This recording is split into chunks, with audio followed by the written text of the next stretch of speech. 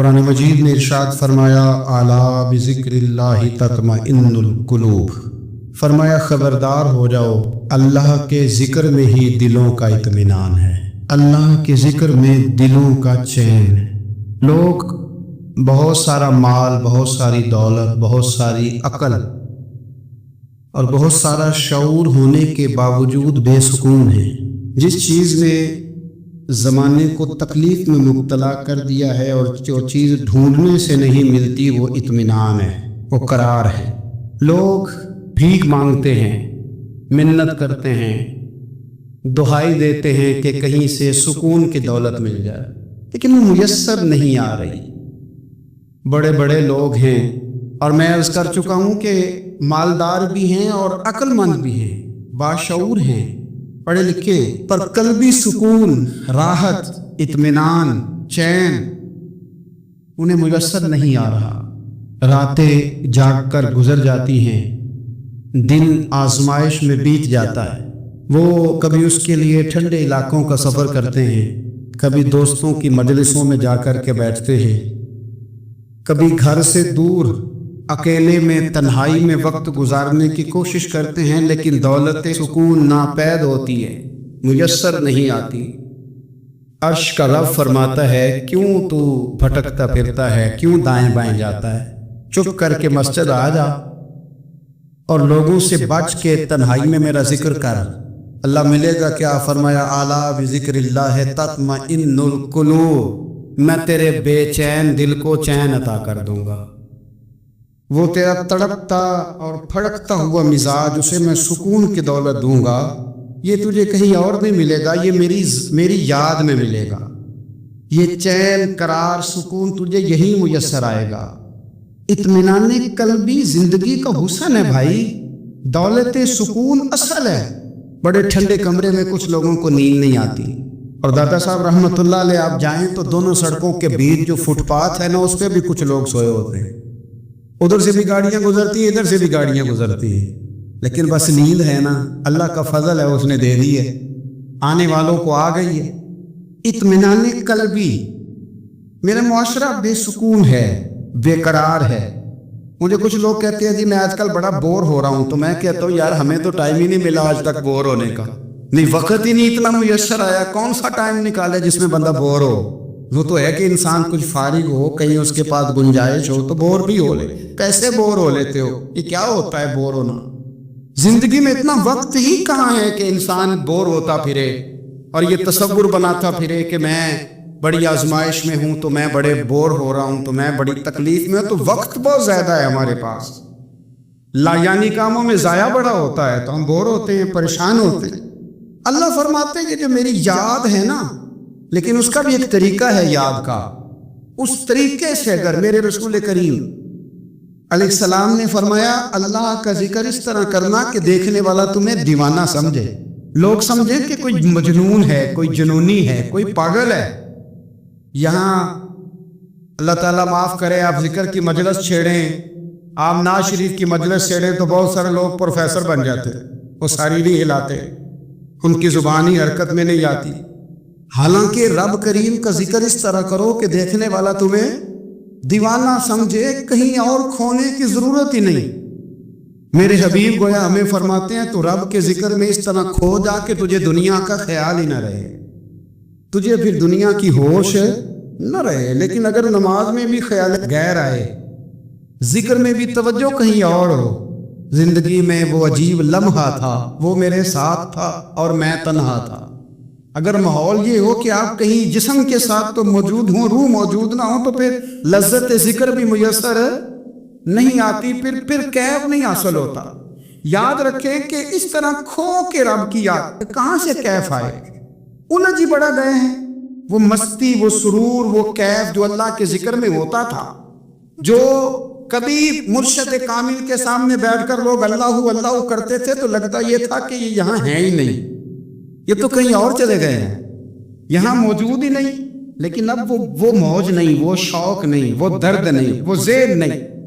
اقبال تڑپ کے کہا کرتے تھے خیرت کی گتھیاں سلجھا چکا ہوں، یا رب مجھے صاحب جنوں کر دے، اللہ مہربانی فرما، وہ کیفیت دے، وہ سرور دے۔ जिंदगी में अगर इत्मीनान चाहते हो तो कभी कभी सब कुछ भूल के ना तो मस्त हो जाया करो रब की याद में। कभी कभी छोड़ दे दुनिया, छोड़े यार मोबाइल, किसी वक्त करे इसको बंद, छोड़े इस बात का ख्याल कि फलाने ने लूट की है कि नहीं की, छोड़े। हजरत बायजीद बुस्तामी रहमतुल्लाह ताला अलैह फरमाते मैंने इतिकाफ कभी अपनी मस्जिद में नहीं किया। ये कि सारे ही हाथ चूमने वाले, सारे ही प्यार करने वाले। फरमाते मैं जब इतिकाफ करता था तो मैं बस्ताम से दूर निकल जाता था जहां कोई मुझे जानने वाला ना हो। उठ बुल्लिया चलो थे बसिए जिथे बस दे नहीं सारे यन्ने, ना कोई साडी जात पछाणे ते ना कोई सानू मन्ने, चल उधर चले। उठ बुल्लिया चलो थे बसिए जिथे बस दे नहीं सारे ही अन, ना कोई साडी जात पछाणे ते ना कोई सानू। इतना शौक है सलूट कराने का, इतना शौक है तारफ कराने का, इतना शौक है अपना बताने का, तो ये चीज गलबा कर जाती है। फिर नाम रह जाता है, रूह नहीं रहती, फिर वजूद रह जाता है, फिर बातन की कैफियत नहीं रहती। खुदारा अपने आप को बेचैन ना करो, बेकरार ना करो, बेसुकून ना करो।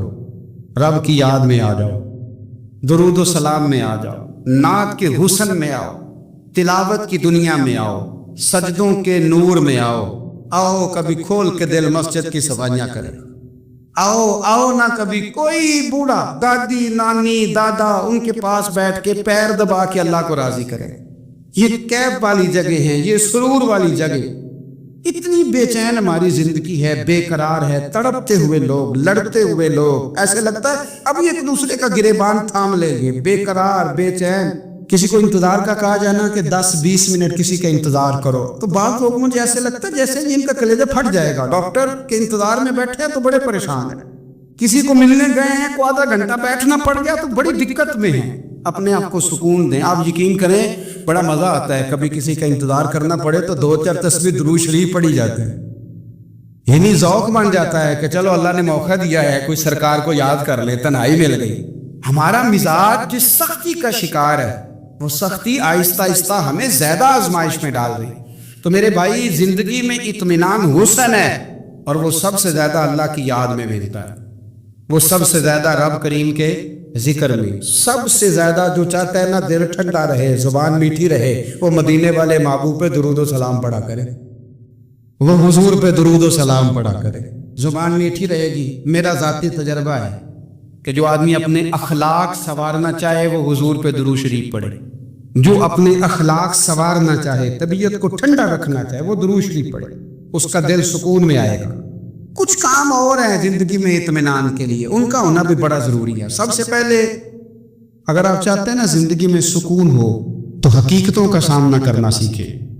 आप जो हैं वो रहना सीखें, जो आप नहीं हैं वो बनने की कोशिश न करें। हकीकत का सामना करोगे तो जिंदगी इत्मीनान में आ जाए। हमने ना बहाने बना लिए हैं, हीले बना लिए, झूठ के सहारे अपने आप को ऊंचा कर लिया। एक आदमी से कहा जाता है तो रिश्वत ना ले, तो कहता मैं गरीबों से नहीं लेता। तो मेरा सवाल यह है कि अमीरों का हिसाब लेने की अल्लाह ने तेरी ड्यूटी लगाई है, तेरे जिम्मे लगाया है कि तू अमीरों का हिसाब कर, तुम्हें क्या जरूरत पड़ी है। हम ना बहाना करते हैं, रिश्वत लेने वाले का अलग बहाना है और सिफारिश वाले का अलग बहाना है। हकीकत का सामना करें, हकीकत का। जो मेरे जिम्मेदारियां हैं वो मैंने पूरी करना, जो आपकी जिम्मेदारियां हैं वो आप जान ना छुड़ाएं, हकीकत पसंद बने। मेरे रसूल करीम, फिर पढ़िए दुरूद शरीफ सल्लल्लाहु ताला अलैहि वसल्लम। हुजूर सल्लल्लाहु अलैहि वसल्लम ने फरमाया कि मेरी बेटी सैयदा फातिमा ज़हरा रज़ियल्लाहु ताला अन्हा सिर्फ जन्नती नहीं, जन्नती औरतों की सरदार है। लेकिन हुजूर ने यह भी फरमाया कि फातिमा ये ख्याल रखना अगर अल्लाह ने हिसाब पूछा तो हिसाब तुमने खुद देना है। हकीकत की तरफ तवज्जो कराई हुजूर ने। वो सिर्फ जन्नती नहीं, जन्नती औरतों की सरदार है, पर हकीकत की जानिब तवज्जो। मैं हकीकत यह है कि अगर मालिक ने हिसाब पूछा तो उसकी तैयारी भी करनी है। देखे ना, हमें कुछ यकीन नहीं, अल्लाह माफ करे कि हमारा हिसाब कैसा होगा, लेकिन कितने आजाद हैं।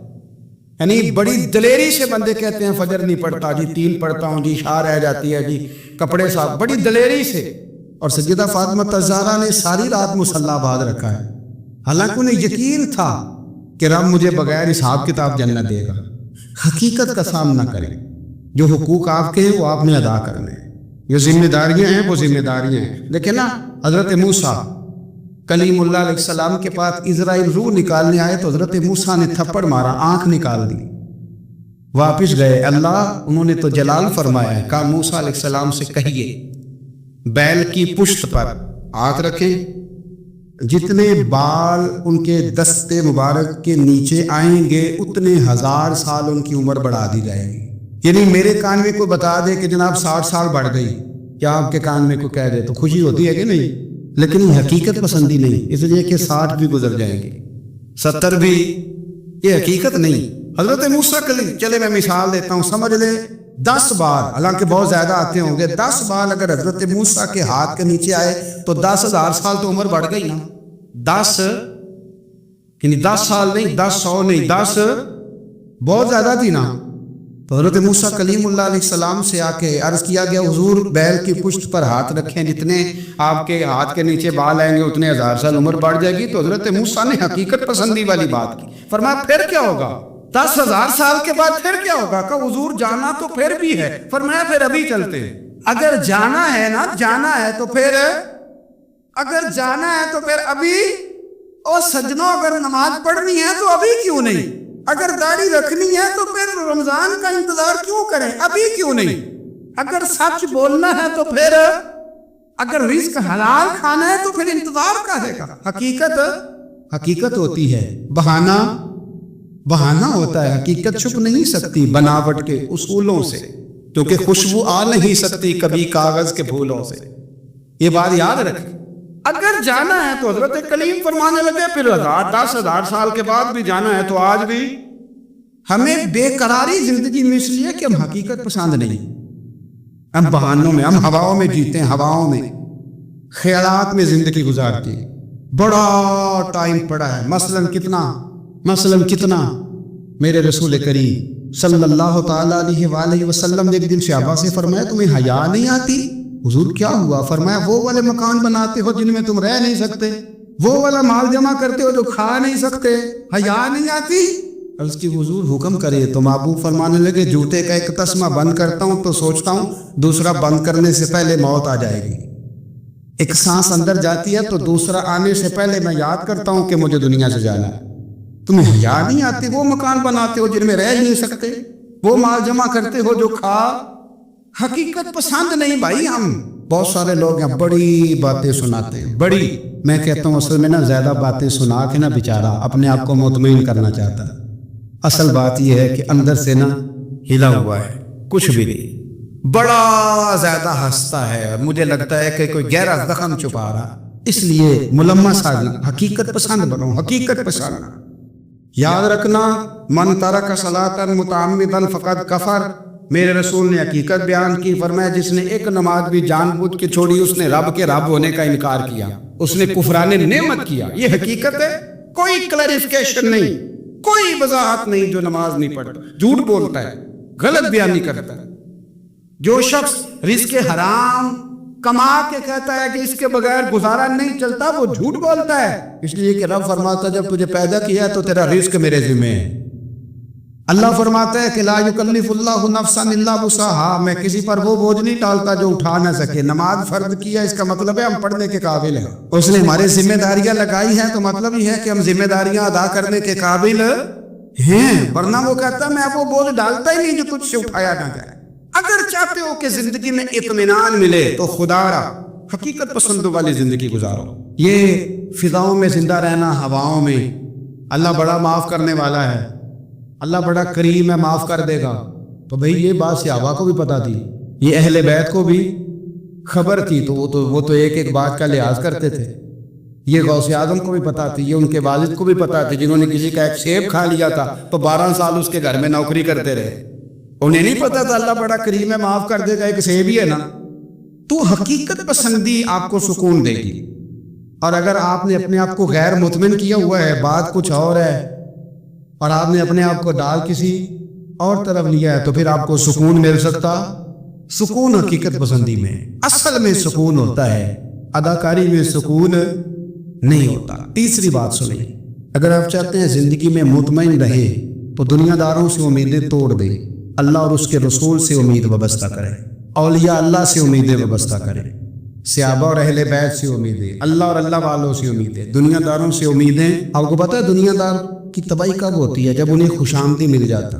چودھری کا بیڑا اس وقت غرق ہوتا ہے جب اسے چودھری کہنے والے زیادہ ہو جاتے ہیں۔ سیٹھ صاحب اور نواب صاحب بیچارے تباہ تب ہوتے ہیں بھولے پن میں، جب ان کے دائیں بائیں ریلا ہوتا ہے سیٹھ صاحب کہنے کا۔ لوگ انہیں کھانا چاہتے ہیں، پیار ان کا نہیں ہوتا، ان کی جیب کا ہوتا ہے، محبت ان سے نہیں ہوتی، ان کی کرسی سے ہوتی ہے، ضروریات کا پیار ہوتا ہے، تباہ کر دیا جاتا ہے۔ ہماری ساری توقعات دنیا داروں سے وابستہ ہو گئی ہیں۔ ناراض نہ ہونا، پیروں نے، مولویوں نے، درویشوں نے، انہوں نے بھی سیٹ رکھے ہوئے جلسوں کی صدارت کرانے کے لیے، یعنی مذہبی جلسہ ہے، اس میں بہت زبردست پڑھے لکھے صاحب تقوی عالم کا خطاب ہے، اور کی صدارت وہ بندہ کر رہا ہے جس نے عشاء کی نماز بھی نہیں پڑھی، وہ بندہ صدارت کر رہا ہے۔ کیوں؟ اس لیے کہ اس نے لاکھ روپیہ دیا محفل میں۔ خدا را دنیا داروں سے امیدیں چھوڑ دے، ورنہ آپ کمزور پڑ گئے، آپ کی امیدیں ٹوٹیں گی۔ کتنا کمزور ہے وہ شخص جو 2-4 ہزار کے لیے کسی بندے کی چاپلوسی کرتا ہے، اس کے پیچھے بھاگتا ہے، خوش آمدیں کرتا ہے، تھوڑے سے نوٹوں کے لیے، دکھ سکھ میں کام آئے گا اس کام کے لیے۔ میرے رسول کریم علیہ السلام نے فرمایا، جس نے بندوں کو راضی کرتے کرتے رب کو ناراض کر دیا، اس کی دنیا بھی گئی اور آخرت بھی گئی۔ اور فرمایا، جس نے بندوں کی پرواہ نہیں کی، اللہ کو راضی کیا، فرمایا اگر رب راضی ہو گیا تو لوگوں کے دلوں میں بھی محبت پیدا فرما دے گا۔ کیا ضرورت ہے خوش آمد کرنا دنیا داروں کی، سیٹوں کی، نوابوں کی، چاپلو۔ اور میں آپ کو ایک بات بتاؤں، ہوتا پتہ کیا ہے؟ یہ جو حب جا اور حب با ہوتی ہے نا، اس سے پیٹ نہیں بھرتا۔ آپ کو اگر خوش آمد کرنی ہے تو پھر آپ کو ساری زندگی کرنی ہے۔ پھر ان کو بھی پتہ ہوتا ہے کہ تعلق کس بنیاد پر ہے، اس میں کبھی بھی خلوص پیدا نہیں ہوتا۔ آپ بے چین رہتے ہیں، بے قرار رہتے ہیں، آپ کو تکلیف رہتی ہے ہمیشہ۔ کبھی بھی دنیا داروں سے امیدیں وابستہ نہ کریں۔ ایک بات سنیں بڑی شاندار، امام غزالی نے لکھی ہے۔ امام غزالی فرماتے ہیں کہ ہارون رشید نہ حج کر کے واپس آیا بغداد میں، تو کونے میں حضرت بہلول دانا بیٹھے تھے، رش بہت تھا، مجمع بڑا تھا۔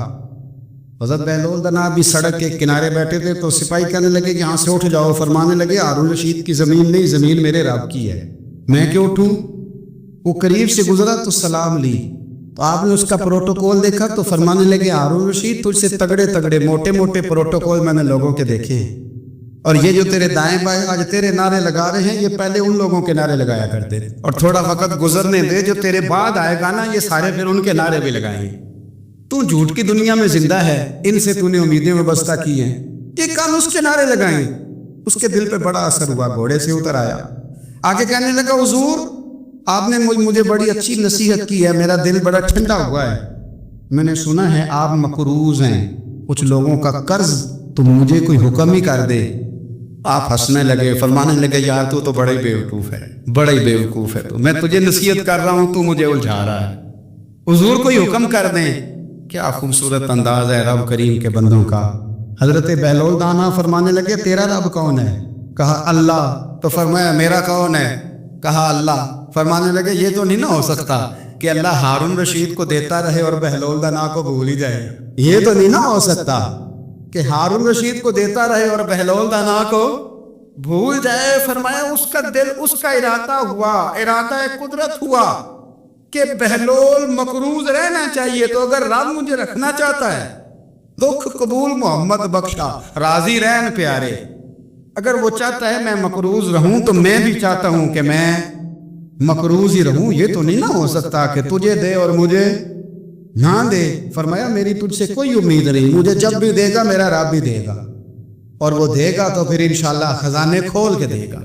دنیا داروں سے امیدیں وابستہ کرنا، لوگوں کے پیچھے، یہ چھوڑ دیں۔ آپ بے چین رہیں گے، بے قرار رہیں، اللہ والوں سے ضرور امیدیں وابستہ کریں، اس لیے کہ ان کے پاس جو کچھ ہوتا ہے وہ دراصل رب کا ہی ہوتا ہے۔ لیکن سیٹھوں سے، نوابوں سے، سیاستدانوں سے باز آ جائے، ہماری بڑی امیدیں وابستہ ہیں۔ میں اکثر کہتا ہوں جتنے پھیرے نوکری کے لیے دنیا دار کے دروازے پہ لگائے ہیں نا، اس سے کم دفعہ مسجد میں نفل پڑے ہوتے تو رب اتنی بڑی مہربانی فرما دیتا۔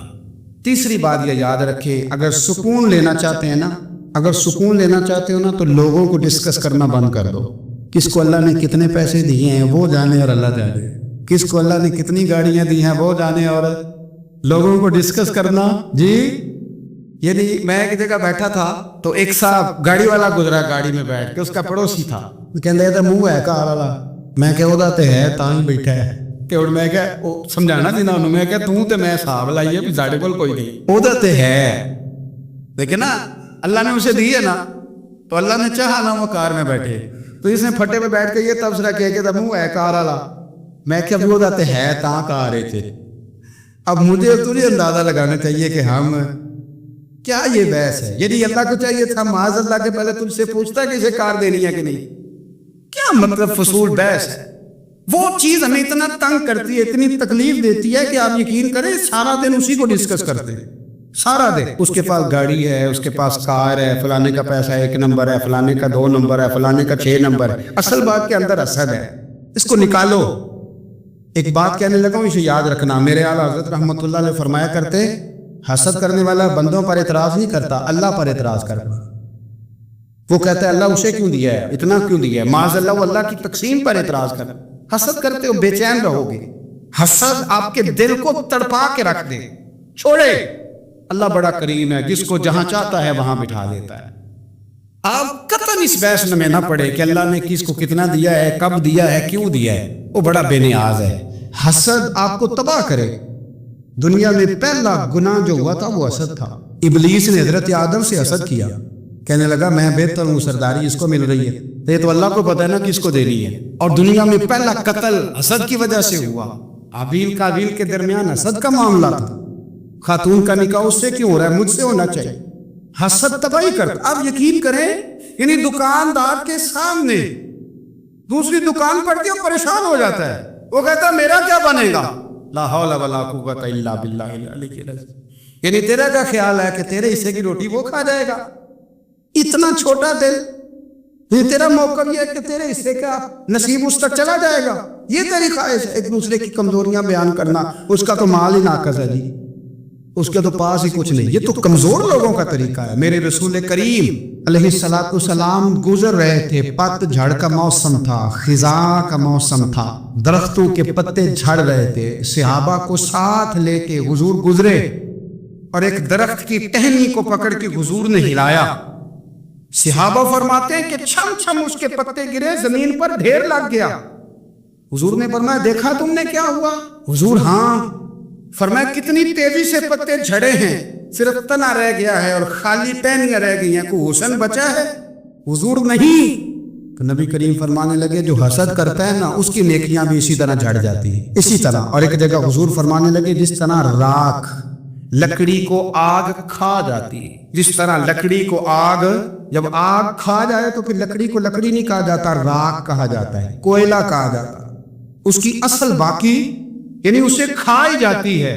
تو حضور علیہ السلام فرمانے لگے جس طرح آگ لکڑی کو کھا جاتی ہے، فرمایا اسی طرح حسد نیکیوں کو کھا جاتی، نیکیاں رہتی نہیں۔ حسد کرنے والے کے پاس نیکیاں یعنی ان کی اصل شکل موجود ہے، کبھی بھی حسد نہیں کرے۔ اللہ کی تقسیم ہے، جس کو چاہے جب چاہے جتنا چاہے عطا کرے۔ اور چوتھی بات میرے بھائی، کبھی بھی بغض نہ پیدا کریں۔ بغض والے لوگ بے سکون رہتے ہیں۔ بہت ساری کمزوریاں ہمارے اندر ہوتی ہیں نا، پھر اللہ ہماری روزی تو نہیں نہ بند فرماتا، یہ تو نہیں کہتا کہ زمین سے نکل جاؤ،